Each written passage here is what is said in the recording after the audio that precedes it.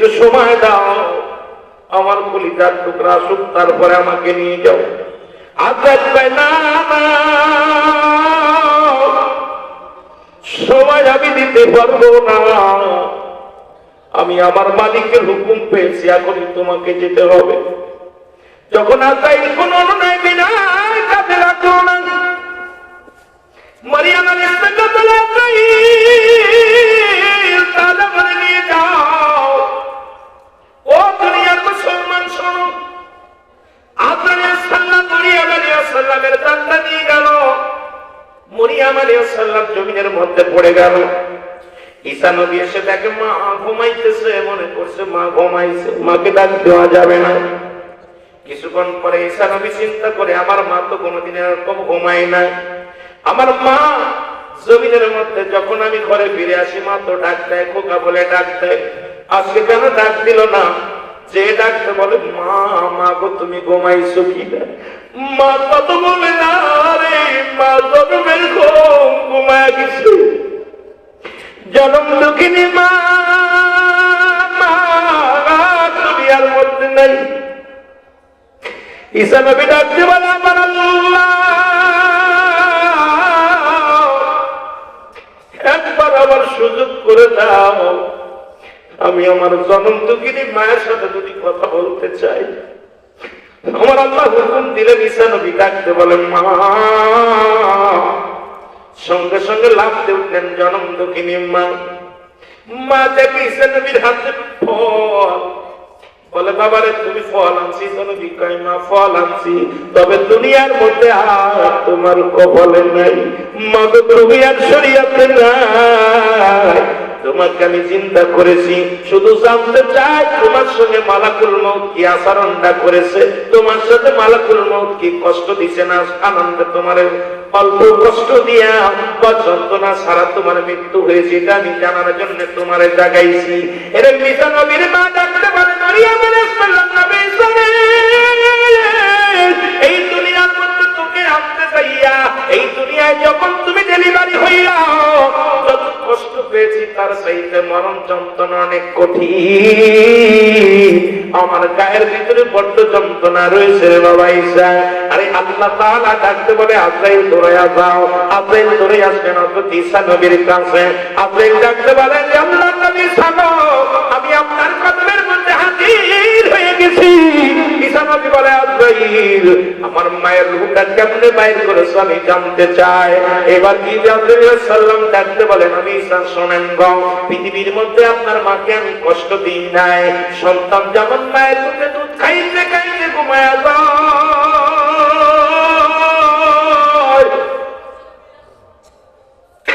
সন্তান যেমন মায়ের মুখে মুখ লাগাইয়া ঘুমায়া যায়, আপনার মায়ের দুধটা আমি এমনি বাইর করেছি, আমি কোনো কষ্ট দিই না।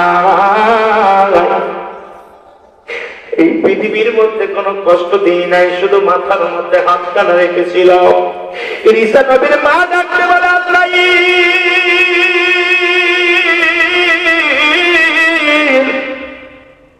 এই মৃত্যুটা যদি এত কঠিন হয়, যাদের সঙ্গে তুমি দুর্ব্যবহার করো, যাদেরকে তুমি কষ্ট দিয়া মৃত্যু দাও, যাদের রাস্তা বাইরে কোনো সময় পায়খানা প্রস্রাব করে দেয়, যাদের জিহ্বা বাইরে যায়, যাদের চোখ দুটি বড় বড় হয়ে যায়, একটা অঙ্গ যাদের পরে যায়, তাদের মৃত্যুটা কত কঠিন হয়। জোরে জোরে চিল্লায় বলা যাবে না আল্লাহু আকবার। আমার মরণ শিবে কখন কেউ তো জানি না, আমার আমি চলে যাব, আমায় তোমরা ভুইলা যাইও না, আমি চলে যাব, আমার মরণ আসিবে কখন কেউ তো জানি না, আমার মরণ কানে মাটি বামে মাটি অব মাটির বিছানা, আমার মরণ আসিবে কখন কেউ তো জানি না,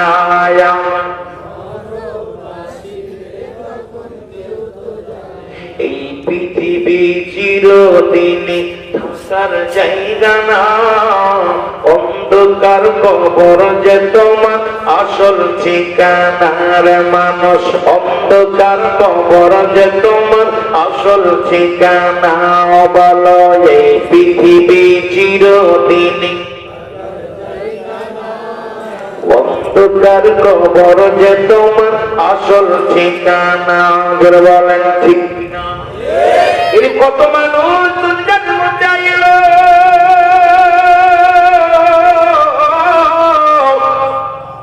কত মানুষ দুনিয়া থেকে বিদায় হয়ে গেল, কেউ দুনিয়ার মধ্যে নাই, থাকা সম্ভব নয়। ওই জন্য আদম আলাইহিস সালামের কাছে যাইতেছিলাম রে মন। আদম আলাইহিস সালামের কাছে আজরাইল আলাইহিস সালাম আগমন করলেন। আদম নবী সালাম দিলে, আজরাইল আলাইহিস সালাম সালাম দিলেন আদম নবীকে। ডাকতে বলে আল্লাহর নবী আদম,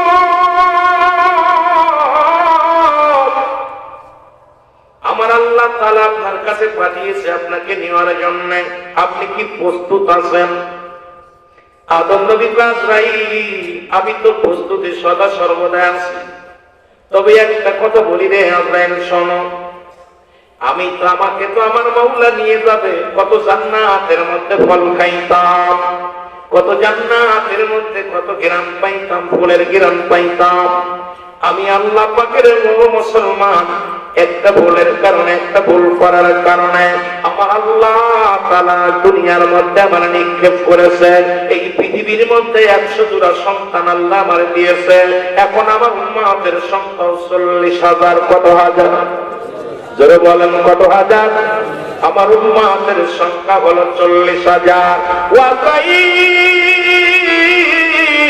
তুমি আমার নিয়ে যাবা, কোনো দুঃখ নাই, তবে যাবার আগে একটা কথা বলি, আমার কোরআনে ফল খাইতে মন চায়। ওই জান্নাতের মধ্যে কত না ফল খেয়েছিলাম, কত না আরামে ঘুমাইলাম, এই জমিনের মধ্যে আমি একটু ফল খাইতে চাই রে আজরাইল, আমাকে একটু সুযোগ দাও, 2টা দিন সুযোগ দাও। আজরাইল সাল্লাম মাওলার কাছে দাবি করে, আমার আল্লাহ, তোমার আদম তো এই জমিনের প্রথম মানুষ গো আল্লাহ, নবী হিসেবেও পাঠাইলা, দুনিয়ার মধ্যে প্রথম গো আল্লাহ, তোমার আদম 2 দিন সময় চাই রে আমার আল্লাহ, এই দুনিয়ার ফল খাইতে চায়। সন্তানদের ডাকতে বলে, আমার ছেলেরা রে, এই দুনিয়ার মধ্যে তোমরা আমার ফল খাওয়াও, ওই জান্নাতি ফল কত খাইছি রে, ওই জান্নাতি নিয়ামত ফল কতগুলো খাইছি, আমার জন্য কিছু নেয়া ফল বা কিছু ফল নিয়ে আসে। আদমের ছেলেরা ফলের সন্ধানে বাইর হয়ে গেল। এর নবী সাল্লাল্লাহু ডাকতে বলল, আদম,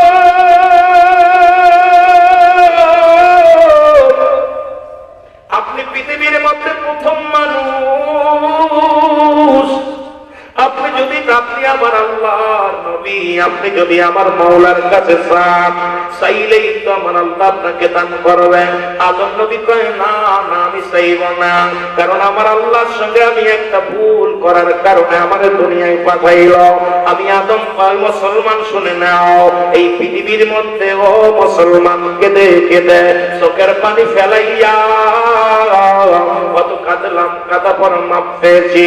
ওদিন আমি কেঁদেছিলাম, এইভাবে ডেকেছিল আদম নবী, রব্বানা যালামনা আনফুসানা ওয়া ইল্লাম তাগফির লানা ওয়া তারহামনা লানাকুনান্না মিনাল খাসিরিন। জোরে জোরে চিল্লা বল আল্লাহু আকবার। আদম নবী ডাকতে বলে, আমার মালিক, আমি জালিমদের অন্তর্ভুক্ত হয়ে গেছি, আমার তুমি ক্ষমা করে দাও। এখন যদি কোন ব্যক্তি আদমরে জালিম বলে, তার ঈমান চলে যাবে, অথচ আদম নবী নিজেই বলে, রব্বানা যালামনা। এই আলেম ওলামা গভীর মনোযোগ, সব জায়গা ফতোয়া চলে না। আদম নবী নিজেই ডাকতে বলে, আমার আল্লাহ, আমি আদম জালিমদের অন্তর্ভুক্ত গেছে, আমারে তুমি ক্ষমা করে দাও। এই কারণে যদি কোনো মুফতি মুহাদ্দিস সাহেব বলে আদম নবী জালিম, সঙ্গে সঙ্গে তার ঈমান চলে যাবে। যারা বলেন ঠিক কিনা? সব জায়গা ফতোয়া দিও না শরীয়তের মৌলবীরা। এই জন্য শরীয়ত তরিকত হাকিকত মারিফাত আগুন পানি মাটি বাতাস ইসলাম ঈমান ইহসান কালেমা নামাজ রোজা হজ যাকাত শরীয়ত তরিকত হাকিকত মারিফাত। মানুষের ছয়টা লতিফা আছে, এই লতিফা সন্ধান আগে পেশ করো। মৌলবী সাহেব আমার দেশে একজন ফতোয়া দিছে যে মানুষের রূহ থাকে কপালে। হাইরে কপাল, কোন দলিল পড়ছে? আমি আশ্চর্য হয়ে গেলাম। বাংলাদেশের ইন্টারন্যাশনাল বক্তা, যার মাহফিলে লক্ষাধিক মানুষ, আমি এদিন ফোন দিচ্ছি, মুফতি সাহেব কোন ফতোয়া করে আপনি দিলেন কপালের উঠান? মানুষের বাম দুধের নিচে একটা হাড্ডি, হাড্ডির নিচে একটা বস্তু, আরবিতে বলে কাল, ইংলিশে বলে হার্ট, বাংলায় বলে হৃৎপিণ্ড। এটা যাদের পবিত্র সমস্ত দেহরাজ্য পবিত্র। মানুষের কলব থাকে বাম দুধের নিচে, আর রূহ থাকে মানুষের ডান দুধের নিচে। তুই কই থেকে পাইলি তোর কপালে থাকে রূহ? এই কিতাব থেকে আমি কিতাবের ঠেকা মারি, কিতাবের ঠেকা মারি। কারণ কিতাব শরীয়তের ইলম অর্জন করে ওই পর্যন্ত বাহাদুরি করা যাবে না। ইলমে বাতিন নাহি জানো হাসরে সে অন্ধকার, আরে ইলমে লাদুন্নি নাহি জানো দোজকে তেশিরা। মাথা বলো ইলমের বাহাদুরি সারা ভানের দৌড়া তুমি, ও কামেলের পদ তলে জীবনটুকু দাও কুরবান। জোরে বলেন মারহাবা। আর একটু জোরে। এই জন্য আমাদেরকে অনেক বুঝা প্রয়োজন।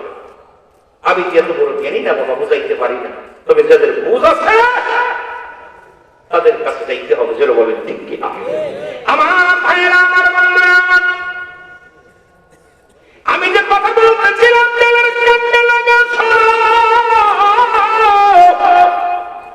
দাদু ভাইয়েরা, কবির মনোযোগ। কি ভাই উঠাউটি করেন? সারা জীবন আলোচনা কষ্ট হচ্ছে? আমি কারো বিপক্ষে বলতেছি না, কোনো পক্ষাপতি কথা বলতেছি। আমি রোনাবি সিদ্দিকী যতগুলো ওয়াজ থাকবে, আমার জীবনে কারো বিবাদ করার অভ্যাস নেই, কারো সমালোচনা করা আমার অভ্যাস নয়। হেদায়েতের মালিক কে? আল্লাহ। হেদায়েতের মালিক কোন মুফতি মুহাদ্দিস না, হেদায়েতের মালিক স্বয়ং নবীজিও না। যদি হেদায়েতের মালিক নবীজি হতো তাহলে আবু জেহেলের কপালে কালেমা ঝুলতো। কথা বলেন না কেন? কিন্তু আবু জেহেলের কালেমা ঝুলে নাই কপালে। আমাকে দায়িত্ব দিচ্ছে বলা হেদায়েতের মালিক স্বয়ং আল্লাহ। যেটা বলেন ঠিক কিনা? হেদায়েতের মালিক কে? আল্লাহ। আজকে এক নাস্তিক দেখলাম বলতেছে আল্লাহকে যারা আল্লাহর প্রতি তাওয়াক্কুল রাখবে, আল্লাহকে যারা ভরসা করবে, যে মানুষ পুড়ে মারা গেছে ঢাকাতে, ওই নাস্তিকের বক্তৃতা শুনে মাথা ঘুরে গেছে যে আল্লাহ বলতে কিছু নাই, আল্লাহ মানা যাবে না। কোথায় আছে? কোন দেশে আছে? এই সমস্ত মানুষের খুব ভালো লাগবে না। এই জন্য মানুষ আগুন পানি মাটি বাতাস, আগুন পানি মাটি বাতাস।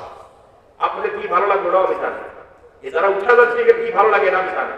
ওই সমস্ত যে উপযোগী ওয়াজ আমি গুনাহগার সব জায়গা করে থাকি। কারণ আমার মতো পড়া ওয়াজ, সরদার ওয়াজ, শরীয়তের ওয়াজ বাংলাদেশে খুব আলেম খুব কম। কারণ যতগুলো ইউটিউবে দেখবেন এত পড়া ওয়াজ, সরদার ওয়াজ, জিনার ওয়াজ, ব্যভিচারের ওয়াজ, ঘুষের ওয়াজ, রুলানি সিদ্দিকী যেভাবে পড়া কথা বলছে, এরকম বলা মানুষ খুব কম আছে ইউটিউব জগতে। কারণ আমি কাউকে সার দিয়ে কথা বলি।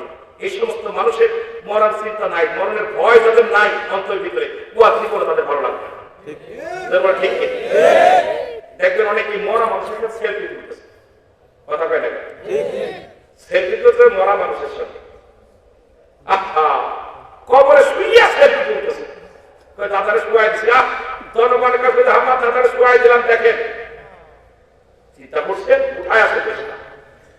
যে দেশে মরা মানুষের সঙ্গে চিনা হয়, ঢাকা মেডিকেল কলেজ হাসপাতালে মর্গের মধ্যে মরা মানুষের সঙ্গে চিনা হয়, যে দেশে চট্টগ্রাম মেডিকেল কলেজ হাসপাতালে মরা মানুষের সঙ্গে চিনা হয়, সেই দেশের মানুষের ওয়াজ ভালো লাগবে না। যেটা বলেন ঠিক কিনা? আমি কি মিথ্যা কথা বলছি? কিছুদিন আগে আপনারা পান নাই? আমরা ছোট্টবেলা দেখেছি শুনেছি যে রাসূলের পাক রাসূলের কদমে এক জিনাকারী আসছিল, কবরে লাশের সঙ্গে জিনা করেছিল। আর আমার বাংলাদেশে আজকে আমার ছেলের, আমার যুবকরা অধিপতনের পিছনে কারণ কোনো ওয়াজ তাদের ভালো লাগে না। ভালো লাগার কারণ কি? আজকে সন্তানের পেটে বাবা সন্তান, বেরো বলে ঠিক কিনা? এই পটুয়াখালী দেখছেন না, বিয়ের রাত্রে সন্তান হয়েছে, মেয়েরে জিজ্ঞাসা করে আমার আব্বার সন্তান। এরে কোথায়? মাদ্রাসা, আমরাও মাদ্রাসা ছাত্র ছিলাম, আমাদের পড়ালেখার ধাস ছিল, ছোটবেলা করেছি।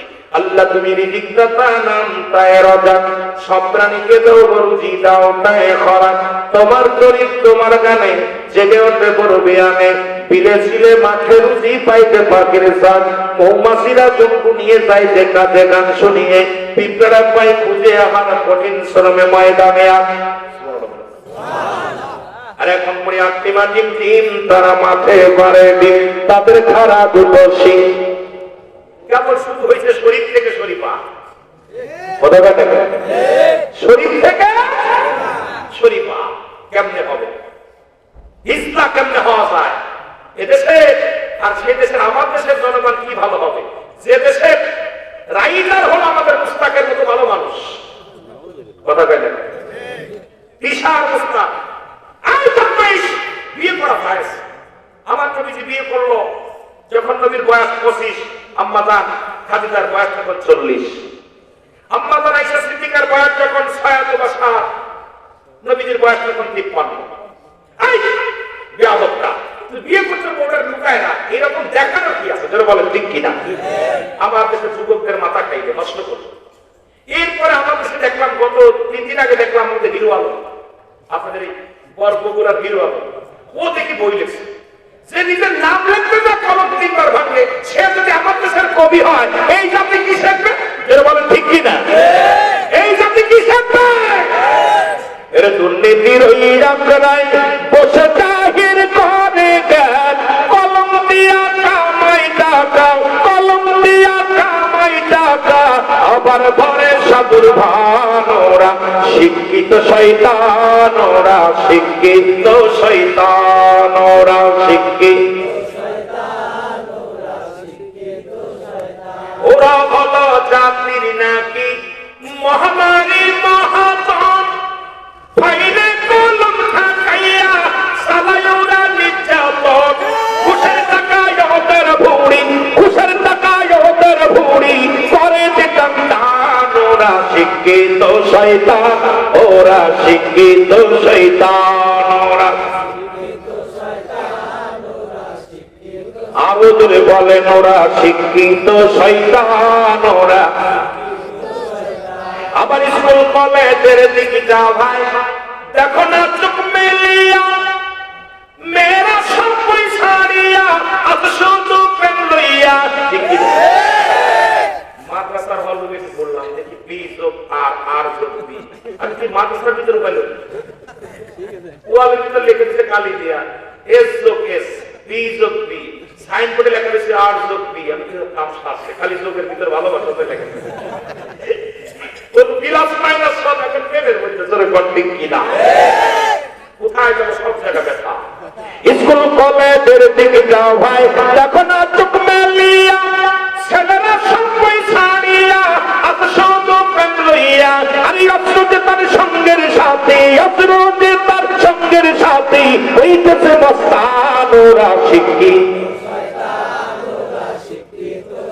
আরো জোরে বলেন, ওরা শিক্ষিত। ছোট্টবেলা উস্তাদ বলতো মানুষের মতো মানুষ হতে হবে, দাদাই বলতো মানুষের মতো মানুষ হতে হবে, বাবাই বলতো মানুষের মতো মানুষ হতে হবে, শিক্ষক গুরুরা বলতো মানুষের মতো মানুষ হতে হবে। ছোট্টবেলা চিন্তা করতাম, বাবা কেন মানুষ হতে কয়, বুঝি আসতো না। কথাটা একটু চলে যায় পিছনের দিকে। মুসলমান, বাবার তো 2টা হাত, আমারও তো 2টি হাত, বাবারও তো 2টি চোখ, আমারও তো 2টি চোখ, বাবারও তো যে মুখ, আমারও তো সেই মুখ, বাবারও তো যে পা, আমারও তো সেই পা। বাবা কেন মানুষের মতো মানুষ হতে বলে? আমি কি মানুষ না? আমি কি পশু? আমি তো মানুষ। এখন বুঝি কেন বাবা বলতো মানুষের মতো মানুষ হতে হবে, উস্তাদ বলতো মানুষের মতো মানুষ হতে হবে। আজকে বিদেশ থেকে পিএইচডি করে বড় ডক্টর ইঞ্জিনিয়ার হইয়া যেখানে অফিসে বসে তারা ঘুষ খায়, আল্লাহর কসম করে বলি ওই ঘুষখোর কোনো মানুষ না, অমানুষ। বলেন মানুষ কেউ মানুষ, ওরা মানুষ হতে পারে না, ওরা হয়েছে অমানুষ। আমি হিসাব করে জরিপ করে দেখলাম বাংলাদেশে 95% শিক্ষিতরাই হলো ঘুষখোর। শিক্ষিতরা ঘুষখোর। আমার দেশের কৃষক ঘুষ খায় না, আমার দেশের ধান চালক ঘুষ খায় না, আমার দেশের মুসলমান শোনো, আমার দেশে কোন রিক্সা চালক ঘুষ খায় না, কোন কৃষক ঘুষ খায় না।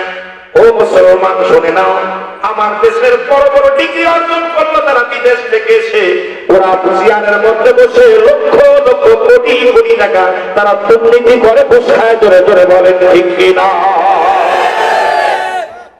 এরা কি মানুষ না মানুষ? আমার একটা কথা মনে পড়ে গেল, রাগ করেন না। আমাদের মাদ্রাসার আমি তখন 2000 সালের একটা কথা বলতেছি, তখন 6 বছরে আলেম পরীক্ষা দিলাম। কথা বলছেন 2000 সালে আলেম পরীক্ষা। এখন পরীক্ষা দিয়ে আমার একটা সাবজেক্ট উইটেল গেছে, মানে আসে রেজাল্ট আসে নাই। হঠাৎ করে আমরা বন্ধু ক্লাসে, তখন আমারে সবাই গেলাম। আর তখন আমাদের মাদ্রাসা বোর্ডের চেয়ারম্যান ছিল মাহবুব আলম। ভালো করে লেখে নেন, মাদ্রাসা বোর্ডের চেয়ারম্যান। আমি মিথ্যা বললাম, জমা খেয়ে নিলাম না, লেখে নেন মাহবুব আলম। মাথায় টুপি, বড় পাঞ্জাবি গায়ে, বিশাল বড় পাঞ্জাবি গায়ে। যারা এই মাদ্রাসার সুপারিনটেন্ডেন্ট দেখে থাকে, আর তখন নূরে আলম ছিল, নূর আলম, উনি ছিল মাদ্রাসার যে কিনা যে আপনার রেজাল্ট আউট করে যিনি প্রধান কার্যকলায় যিনি পরিচালক ছিলেন। আর শাহাদত ছিল তখন ইরানি, শাহাদত ভাই ছিল মাদ্রাসা বোর্ডের ইরানি। ভালো করে শুনেন, আমি অন্য জায়গায় যাবো না, আমি আমার নিজের বক্তব্য গেলাম। আমি বললাম ভাইজান যে শাহাদত ভাইয়ের কাছে গেলাম। শাহাদত ভাই বললো আমি আপনার খাতা দেখা সম্ভব না, দেখতে হলে ঝামেলা, একটা কাজ করেন আপনি কিছু টাকা দিয়ে দেন, আমি অন্য কারোকে দেখাই দিই। কত? 10,000 টাকা। 10,000। তারপরে খাতা, আমি বললাম খাতা চ্যালেঞ্জ করবো, আমি চ্যালেঞ্জ করবো। আমার উঠে এটা কিসের কারণ আছে? আমার ভুল গেছে, ছোট হাতের আল লেখছি, বড় হাতের আল লেখছি। কথা বলছেন কি? রুহল এই আটটা নিয়ে আর হচ্ছে একটা বড় হাতের হবে, ছোট হাতে রয়ে গেছে। একটা হক করবো আমি, আশ্চর্য আমার রেজাল্ট আটকায় গেছে। আমি কিন্তু আমি বরাবর দরখাস্ত করলাম। আমার আর এক স্যার দিছে, স্যারে বললো আইনাল হক, উনি বললো রোনাল তুমি চুপ করে থাকো, আমি দেখতেছি। আমি দেখেন হুজুর, নামগুলো বলতেছে আমার, যদি কোনো মিডিয়ার ভাই আছে ভালো করে লিখে নেন, যদি মিথ্যা হয় একদিন আসলে আমাকে বেঁধে রাখবেন। কারণ আমি রোনাল সিদ্দিকীর মরা লাগবো, ওই কবরে যেতে হবে, আমি কবরে অসুবিধা করেছি। আমার ভাইরা উনার কাছ থেকে 10,000 টাকা গেছে। যা উনার তো পাঞ্জাবি পায়জামা দেখে আমার মাথা, আমি এত বড় একটা কামেল মানুষ, উনি ঘুষ খেলো। মাথা আমি তো মাসায় পড়বো না। আমি উস্তাদকে বললাম উস্তাদ আমি আর মাসায় পড়বো না। কেন? হুজুর মাদ্রাসায় পড়ে গাড়িওয়ালা টুপিওয়ালা টাকা চাই একটা লেখার জন্য, তুমি চেপে যাও, কথা বলো। আমিও কমি মাদ্রাসায় পড়েছি। ভালো করে শোনেন, কুষ্টিয়া বিশ্ববিদ্যালয়ের ছাত্র আমরা, ভয় বুদ্ধের কারণে আমরাও এখানে বড় বড় কথা নিঃসার মারি না, বুঝছেন? এরপরে ভাই টাইটেল অর্জন করছি, কিন্তু লেখাপড়া কিছু জানি না, যা জানি আলী আমাদের ছাত্র তো, কথা বলছেন। এরপরে আমি বললাম মাদ্রাসায় পড়ালেখা করবো না। উনি আমার বুঝাইতে গেলাম। এরপরে উনি নূর সাহেব, আমি মনে করি ইনি মনে হয় ফেরেশতা, একবারে কপালে দাগ করেছিল, বড় দাগ। ওনার কাছে গেলাম, উনি বলে বাবা কলম কিনা লাগবে একটা। রোজার মাসে গেছে, কি মাসে? রমজান মাসে। বাবা কলম কিনা লাগবে, কলমটা নাই। আমি কত কয়? 5,000 টাকা। এক কলম 5,000 টাকা, এই বা কিসের কলম রে বাবা? হুজুরি কয় কথা বলিস না, কথা বলে তুমি দেখ। আমি গেলাম 3 দিন ঘুরতে ঘুরতে, ঢাকা শহরে ঘুরতে ঘুরতে, এই সেই আপনার বক্সি মার্কেট মাছরা বলবো, কথা বলছেন। আমি ওদের কথা কি বলবো? দুর্নীতি আমরা কত হুজুরে করতেছি, এর লজ্জা লাগে এগুলো কথা বলতে গেলে।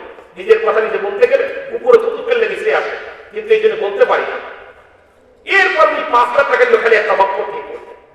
আমি এরপর রেজাল্ট ফার্স্ট ক্লাস। আমি তো হুজুর, আমি স্যার আপনি এগুলো করলেন, তোমার রেজাল্ট থাকতে ছিল, রেজাল্ট ঠিক ছিল, এই ভেদাল বুঝে দিল, ছেড়ে নিয়ে চলে আসলাম। আসার পর আমি তো বাড়িতে সামনে বলে আমি পড়ালেখা করবো না, মাদ্রাসায় আমি কলেজে করবো। কেন? আপনি ধরুন মা পাঞ্জাবি পায়জামা পরে টুপি মাথায় দিয়ে যারা ঘুষ খেতে পারে সেখানে কি করবো? সেই দুর্নীতিগুলো এদেশ থেকে কারে তাড়াবো? সব অবস্থা খারাপ। এরপরে তো আমি আজ না বলার দরকার বললাম, আজ শোনার দরকার শুনলাম, আপনারাও জানেন। এখন আমার দেশে আজকে বড় বড় ডিগ্রি নিয়ে আজকে অফিসের মধ্যে বইয়া আমাদের এই এক একটা প্রতিটা সেক্টরে ঘুষ আর ঘুষ। জোরে বলেন ঠিক কিনা? আরো জোরে বলেন ঠিক কিনা? প্রতিটা সেক্টরে ঘুষ। কিছুদিন আগে দেখছেন আমাদের দেশের 4 জন পিয়ন ধরছে, 4 জন পিয়ন। পিয়নের 5 তলা বাড়ি ঢাকা শহরে দিতেছে, বেতন কত? 17,000। কত হাজার? 17,000 টাকা বেতন। ছেলে 2টা ছেলে মেয়ে পড়ে যে গভর্নমেন্ট স্কুলে 30,000 টাকা তার বেতন স্কুলে দিতে হয়। ছেলের গাড়ি একটা, মেয়ের গাড়ি একটা, ওর গাড়ি একটা, ওর গাড়ি একটা। আপনাদের বগুড়ার এক পিয়নে ধরছে, তার 5টা বাড়ি। পিয়নের চাকরি করেছে দেশে, বাড়ি গাড়ির মালিক হওয়া যায়। সে দেশের দুর্নীতির বিরুদ্ধে কথা বললে বিপদ আর বিপদ, অন্য কিছু বলার নাই। জোরে বলেন ঠিক কিনা? ইন্ডিয়াতে গেলাম ওয়াজ করতে, যাদের ওখানে এক অফিসার, শিক্ষা অফিসার, বনপাড়া বনগ্রাম, ওখানে অফিসার আছে হারকুলাস সাইকেল নিয়ে। আমি মনে করছি পিওর হইতে পারে, ক্লাসে গেছি, যাদেরকে হারকুলাস সাইকেল, একটা বোম্বাইয়ের বড় সাইকেল, দুশো সাইকেল চলে আসছে। এখন আমি বলছি ওটা কি? সেই উনি যেইকে সারা সব সাবধান বলতো, আমি বলো না কি যেদিকে উনি অফিসার, উনি একজন শিক্ষা অফিসার, উনি এসে পিওন। আর আমার দেশে বাংলাদেশের এমন অবস্থা, আমাদের একজন মেম্বার হইলে রাতারাতি পরিবর্তন হয়ে যায়। জোরে বলেন ঠিক কিনা? মাত্রার হইলে পরিবর্তন হয়ে যায়। ঘটনা কি রে ভাই? একই একদম হাসের দিন রাতে আপনার সোনালি হাত, না সোনার দিন পাশে খালি হাসে, রাতারাত করো। জোরে বলেন না ঠিক কিনা? এগুলো কথা বলতে গেলে বিপদ, বলা যাবে না, তবুও কিছু বলতে হবে, কারণ মরা লাগবে। জোরে বলেন ঠিক কিনা? যেহেতু মরার ভিতরে গেছি, আমার ভাইয়েরা, বন্ধুরা আমার, বিদেশ থেকে পিএইচডি করে এসে যাদের হাতে ডাক্তার, টাকার অভাবে মানুষ মারা যায়, এই ডাক্তারগুলো মানুষ নাও মানুষ। জোরে বলেন মানুষ নাও মানুষ। লেখাপড়া শেখাপড়ার বাবা মায়ের ভাত হয় না, বুড়াকালে বাবা মা বাড়ি থেকে তাড়িয়ে দেয় তাদেরকে, বাপ মাকে দূর করে তাড়িয়ে দেয়। এরা কি মানুষ কি অমানুষ? জোরে বলেন মানুষ কি অমানুষ? এখন বুঝতে পারলাম যে মানুষ কেন হতে বলেছে। আমার দেশে এখন বুকে হাতে বলেন কয়টা মানুষ আছে? বুকে হাতে বলেন কয়টা মানুষ আছেন এখানে? সব আমরা মানুষ। যেটা বলেন ঠিক কিনা? আমার ভাইয়েরা, আমার বন্ধুরা, আমি ওদিকেও যাব না, যেদিকে যাইতে চেয়েছিলাম। আমার দাদু ভাইয়েরা, দিলের কান্ডা লাগা শুনে নেন। আদম নবী সন্তান, আদম নবী বলে, বাবারে মনে আসেনি বাবা, যে বাবারে আমি আল্লাহর কাছে একবার ক্ষমা চাইছি, আমার লজ্জা করে চাইতে তুমি চাও। ঈসা আলাইহিস সালামকে আল্লাহ পাক নবুয়তি দিলেন, আদম আলাইহিস সালামের সন্তান ঈসা আলাইহিস সালাম, উনি হইলেন নবী। এবার ঈসা আলাইহিস সালাম ডাকতে বলে, আল্লাহ আমার বাবার কপালে পরানে ফল চেয়েছে, তুমি কিছু ফলের ব্যবস্থা করে দাও। আমার আল্লাহ বলে, জিবরিল দৌড়ে যাও, জান্নাতে দৌড়ে যাও, ওই জান্নাত থেকে আমার আদমের জন্য শাখা ভরে ফল নিয়ে যাও। জোরে বলেন মারহাবা। আদম আলাইহিস সালামের জন্য ফল নিয়ে জিবরিল আমিন রওনা হয়ে গেছে। আমার আল্লাহ ডাকতে বলে, জিবরিল যাও, আদমের 100 জোড়া সন্তান, সবারই বিয়ে শাদী হয়ে গেছে, একমাত্র বাদ আছে আমার নবী ঈসা আলাইহিস সালাম, আদম নবীর কলিজার টুকরা সন্তান, তাকে আদমের পরে ওই জায়গাটা পুরা করবে ঈসা আলাইহিস সালাম, যাকে আমি নবুয়তি দান করেছি। তার তোর বিয়ে হয় নাই, দুনিয়ার কোনো বরাদ্দ কোনো মেয়ে নাই, সুতরাং তার সঙ্গে কোনো জোড়ায় কোনো সন্তান আমি দিই নাই। দৌড়ে যাও জান্নাতের ভিতর থেকে একটা হুর নিয়ে যাও, সবচেয়ে সুন্দরী হুরটা নিয়ে আমার শিশের সঙ্গে বিবাহ দিয়ে দাও। জোরে জোরে চিল্লায় বলা যাবে না মারহাবা। শিশের সন্তানের জন্য জিবরিল আমিন ফল নিয়ে চলে আসবে, সাথে একটা মেয়ে নিয়ে চলে আসবে। আদম আলাইহিস সালামের কাছে ফলের ঢাকা নামায় দিলেন, ফল খেতেছে। আদম নবী তাকায় দেখে সুন্দরী এক মেয়ে। জিবরিল, এই মেয়েটাকে তো দুনিয়ায় কোনোদিন দেখি দেখে। আল্লাহর নবী আদম আলাইহিস সালাম শোনেন, এই মেয়েটা হলো দুনিয়ার কোনো মেয়ে নয়, দুনিয়ার কোনো নারী নয়। আল্লাহ তাআলা ঈসা আলাইহিস সালামের জন্য, কারণ আপনি দুদিন আগামী কাল তো মারা যাবেন, বেশি কোন আর বাঁচবেন না। সুতরাং আপনার মরণের আগে একটা দায়িত্ব আছে, তাকে আপনি নবুয়ত যার চেয়ারে বসা দিয়ে যাবেন। ওই ব্যক্তি আল্লাহর নবী, আল্লাহর পয়গম্বর হবে, ওকে বিবাহ দেওয়ার দরকার। এই দায়িত্ব যেহেতু আপনি গার্জিয়ান, আপনার কাছে পাঠিয়ে দিয়েছে আমার আল্লাহ পাক, জান্নাত থেকে একটা হুর আনছি, এই হুরের লগে আপনি বিবাহ পড়ায়া দেন। সঙ্গে সঙ্গে আদম নবী, ও মুসলমান শোনো, সবাই সন্তান আহলে বায়াতদেরকে ডাকতে পারলেন, আমার ছেলেরাকে কোথায় আসো, আসো, আমি আমার শিশকে বিবাহ পড়াইব। সঙ্গে সঙ্গে শীশ আলাইহিস সালামের সঙ্গে বিবাহ হয়ে গেল, হুরের সঙ্গে বিবাহ হয়ে গেল। মুসলমান শোনো, বললেন হুজুর আপনি খাবার আয়োজন করবেন, অন্য কোনো ফল নয়, এই জান্নাত থেকে যে ফল আনছি এই ফল দিয়ে আপনার আওলাদদের সবাইকে দিয়ে আপনি মেহমানদারি করাইবেন। তাদের বিয়ে শাদীর আয়োজনে যত খরচ কম করা লাগবে, খাবারের ব্যবস্থা এই জান্নাতি ফল দিয়ে আপনি শুরু করেন। আর শীষের সঙ্গে এই জান্নাতি নারীর বিবাহ করায় দেন। জোরে জোরে বলেন মারহাবা। শীষ আলাইহিস সালামের বিবাহ হয়ে গেল, শীষ আলাইহিস সালামের বিবাহ হয়ে গেল। এবার আব্দুল্লাহ আলাইহিস সালাম বলে হুজুর আপনাকে এখন নিতে হবে। আব্দুল্লাহ আলাইহিস সালাম বলে হুজুর আপনার যাওয়ার সময় হয়ে গেছে, এখন তো আপনার যেতে হবে। আব্দুল্লাহ আলাইহিস সালাম রূহটা বাইর করে নিয়ে গেলেন আদম আলাইহিস সালামের। আদম নবী ইন্তেকাল করলেন। আমি মরার খবর বলতে যে একটু কথা বলতেছিলাম, আদম নবী ইন্তেকাল করলেন, সন্তানরা কি করবে কিছু জানে না, কারণ আদম নবী প্রথম মৃত্যুবরণ করলো। এখন আপনারা বলতে পারেন আদমের ছেলে তো ওই হাবিল কাবিল ওরা দুজন মারামারি করে এক পায়ে মারা গিয়েছিল। এখন আদম নবী পৃথিবীর ইতিহাসে আদম জাতির মধ্যে প্রথম মানুষ, প্রথম মৃত্যুবরণ করলো। জোরে জোরে চিল্লায় বলা যাবে আল্লাহু আকবার। কিভাবে কি করছিল এটা আমাদের ছেলে দেখে নাই, জানেন না কি করবে। এখন আদম আলাইহিস সালাম ইন্তেকালের পরে, আদম আলাইহিস সালাম ইন্তেকালের পরে ছেলেরা কি করবে? কেউ কান্নাকাটি করে, কেউ ভয় থাকে, চিন্তা করে কি করবে কিছুই তো বলতে পারে না। আল্লাহ বলে জিবরিল তোরা যাও, ফেরেশতা নিয়ে যাও, যে আদম আলাইহিস সালামের কাছে চলে যাও। জিবরিল যাও, আমার শীষ আলাইহিস সালামকে জানাজার নিয়ম শিখিয়ে দাও, আমার শীষকে কাফনের নিয়ম শিখিয়ে দাও, আমার শীষকে কাফনের নিয়ম শিখিয়ে দাও, আমার শীষকে জানাজা পড়ায়া কবরে শোয়ানোর নিয়মটা ভালো করে শিখিয়ে দাও। ওই যে আদম থেকে শুরু হলো ভালো করে জেনে নেন। এবার অসংখ্য ফেরেশতারা নেমে আসবেন জমিনের ভিতরে, আদম নবীর জান্নাতি পানি এনে গোসল করানোর নিয়মটা শিখিয়ে দিলেন।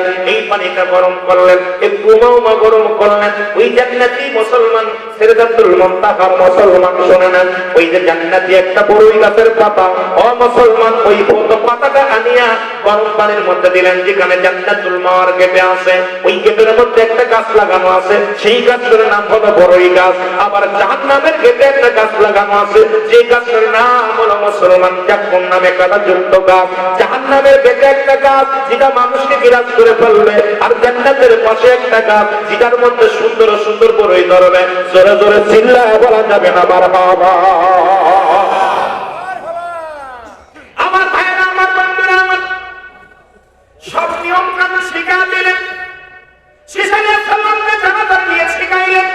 জানাজার চতুর্থ তাকবীর, দ্বিতীয় তাকবীর, তৃতীয় তাকবীর, কিভাবে জানাজা করতে হয়, কিভাবে কাফন করতে হয়, কিভাবে কাফন করতে হয় জিবরিল আমিন শিখাইয়া দিলেন শীষ আলাইহিস সালামের।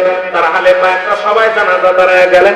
আদম নবীর জানাজার নামাজ আদায় করলেন নিজের ছেলে হইয়া, বাবার জানাজার নামাজ পড়াইলেন। ধরে ধরে বলেন মারহাবা। আর আমাদের ছেলেরা একটাও জানাজার নিয়ত জানে না। এখানে মাদ্রাসা অতি আনন্দের বিষয় হলো মাদ্রাসায় সন্তানগুলো দেন, এই ছেলেগুলো যেন জানাজার নিয়মটা জানে, জানাজার দোয়াটা পড়তে পারে, কবর জিয়ারত করতে পারে। এই ছেলেগুলো যেন আপনার আমার জন্য দোয়া করতে পারে। এই মুসলমান শুনে নাও, কারণ এমন সন্তান দেখে যান যে যেন 6টা কোরআনের সূরা জানতে পারে, কয়েকটা বাজার হাদিস জানে, শরীয়তের বিধান জানে, তরিকাতের বিধান জানে। এমন সন্তান তুমি রেখে দাও, যে সন্তান আপনি মারা যাওয়ার পর ওই কবরের পাশে দাঁড়ায় দোয়া করবে, রাব্বির গামহুমা কামা রব্বায়ানি সগীরা। জোরে জোরে চিল্লায় বলা যাবে না মারহাবা। এমন সন্তান থেকে যাও। আমার ভাইয়েরা, আমার বন্ধুরা, 2 নম্বর বিপদ হলো কবর। কবর বলতে বুঝায় আমরা মানুষের নিজের 3.5 হাত রক্ত করে মানুষকে রেখে দেওয়া হয়। আমরা মনে করি এটার নাম কবর। বাবারা শোনো, অনেকেই আগুনে পোড়ায় যায়, তার কবর কোথায়? যারা পানিতে ডুবে মারা যায় তাদের কবর কোথায়?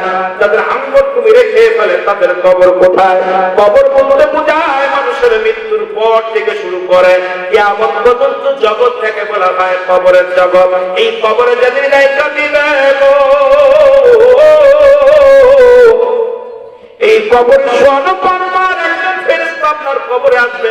সেই ফেরেশতার নাম অনুমান ফেরেশতা। কি ফেরেশতা? জোরে বলেন, কি ফেরেশতা? আমরা জানি কবরে শুইলে মুনকার নাকির আসবে, মুনকার নাকির আসার আগে একজন ফেরেশতা আসবে, তার নাম হলো অনুমান ফেরেশতা। তাদের ভিতরে থাকবে দুই টুকরা কাগজ। আসিয়া বান্দার উঠাইবে, বান্দা ওঠো, ডাকতে বলবে জুবায়ের সাহেব ওঠো। লাভ উঠে যাবে রে মুসলমান, শোনো। এ খলিলুর রহমান ওঠো, এ মুসলমান কবির মনোযোগ ইব্রাহিম খলিল ওঠো। সঙ্গে সঙ্গে লাভ দিয়ে উঠবে, উঠিয়া বলবে বান্দা, বান্দারে এই নাও, এই নাও তোমার জন্য আমি এসেছি। দুনিয়ার আমল নামাটা যার যার আমল নামা তার লেখা লাগবে। বান্দার হাতে একটা কাগজ ধরাইয়া দিবে। এইবার বান্দা দেখবে 60 বছরের জিন্দেগি কত রাকাত নামাজ পড়েছিলাম, কত জায়গায় ইসলামের দাওয়াত দিয়েছিলাম, কত জায়গা দান খয়রাত করেছিলাম, কত জায়গা ভালো কর্ম করেছিলাম। বান্দার হাতের মধ্যে যখন কাগজটা দিয়ে বলবে বান্দা লেখো, বান্দা বলবে আমি লিখতে পারি না রে, আমি লিখবো কেমনে, আমার কাছে তো কলম নাই। নবান ফেরেশতা বলবে বান্দা কলম হলো তোমার জান্নাতের শাহাদাত আঙ্গুল মুবারক। ও বান্দা এই আঙ্গুল মুবারক হলো তোমার কলম। আমার দেশের অনেক আলেম ওলামা এই হাতে চুন খায়, আমি তোদের হাতে ধরে বলে যাই, পায়ে ধরে বলে যাই, এই আঙ্গুলটা চুন খাওয়ার জন্য নয়, এই আঙ্গুলটা হবে কবরের ভিতরে তোমার আমল নামাটা লিখতে হবে। এই যে কেরামন কাতিবিন যে আমল নামা লিখে রাখছে, প্রতিটা আমল নামা তার আমল নামা তার লেখা লাগবে। বান্দা ডাকতে বলবে আমি কলম পাইলাম, কালি পাবো কই? বলে বান্দারে কালি হলো তোমার মুখের দুটো মুবারক। আপনাদের হাতে ধরে বলে যায় এই মুখ দিয়ে বিড়ি খাবেন না, এই মুখ দিয়ে বিড়ি সিগারেট খাবেন না, এই মুখ দিয়ে মুসলমান গাঁজায় টান মারবেন না, এই মুখ দিয়ে মদে টান মারবেন না, এই মুখ দিয়ে মানুষকে কষ্ট দিবেন না, এই মুখ দিয়ে কাউকে গালি দিবেন না, এই মুখ দিয়ে কোনোদিন হারাম জিনিস ভক্ষণ করবেন না। এই মুখের দুটো মুবারক হবে আপনার কালি। বান্দা ডাকতে পারবে আমি কালি পাইলাম, এখন কাগজ পাবো কই রে? নোমান ফেরেশতা ডাকতে বলে বান্দা এই যে কবরে যে অসমান 3 টুকরা সাদা কাপড়ের কাপড় দিয়ে আছি, এক টুকরা কাপড়ের কাপড় টানলে খুলে নেবে, নিয়ে বলবে বান্দা এই নাও, এইটা তোমার কাগজ। ওই কাপড়ের ভিতরে মিনিটের মধ্যে তোমার লেখা হয়ে যাবে, সেকেন্ডের মধ্যে কম্পিউটারের মতো লেখা হয়ে যাবে। এবার ডাক্তার কাছ থেকে কেড়ে নিবে, কেড়ে নিয়ে আবার একটা কাগজ ধরে দিবে। এইটা হলো তোমার বহুত আমল। এই 80 বছরের জিন্দেগি কত রাকাত নামাজ ছেড়ে দিছিলা, কত টাকা বেগানা মহিলা নিয়ে ঘোরাঘুরি করছিলা, কত টাকা তুমি বেগানা পুরুষের সঙ্গে চলাফেরা করেছিলা, কত টাকা তুমি জিনা বা বিচার করেছিলা, কোথায় তুমি গোপনের কথা ভাঙিলা।